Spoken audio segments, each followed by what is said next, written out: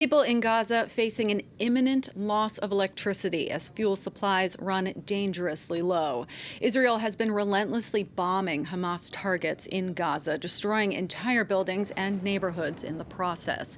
Civilians there are trapped and hospitals struggling to tend to the wounded. The Palestinian Health Ministry says more than 1,000 people have been killed in the airstrikes.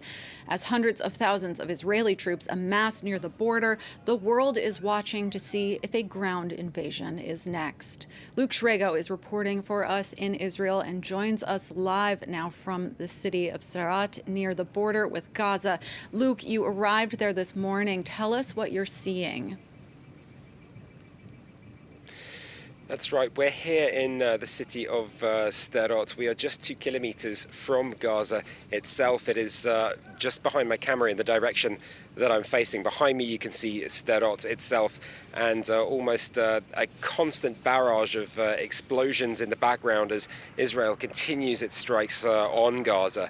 Now, in response to that, there have been regular rocket attacks here in Sderot and indeed throughout the envelope of the area around Gaza as Hamas responds to Israel's strikes with its own attacks.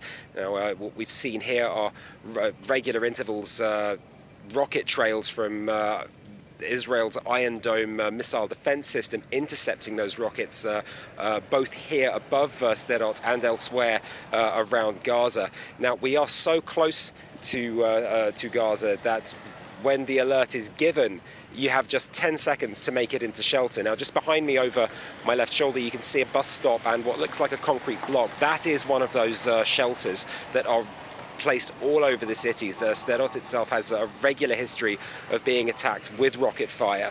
Now, the town itself almost feels like a bit of a ghost town at the moment. There is some traffic movement around me. You can just see about to pull into view, trucks pulling destroyed vehicles around. The only other people we've seen around today are in fact a very heavy military presence, a lot of police and indeed regular ambulances passing by. Now, the local population has received a lot of alerts about infiltrators on the loose. Now, when they get warnings from the government, they are to stay inside their own homes, not to go out on the streets. There was no one around earlier on today.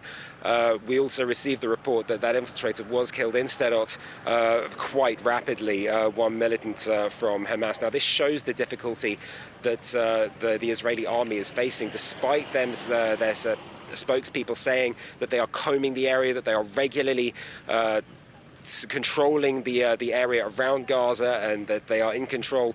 There are these tunnel networks that have been made into Israeli territory that are extremely difficult to find, and it shows that those tunnels are indeed still there, providing a constant danger, not just from infiltrators indeed, but what some in the authorities have been saying are local collaborators. Now, all of this is happening against the background of rumors of an imminent Israeli ground invasion of Gaza for the first time since 2014.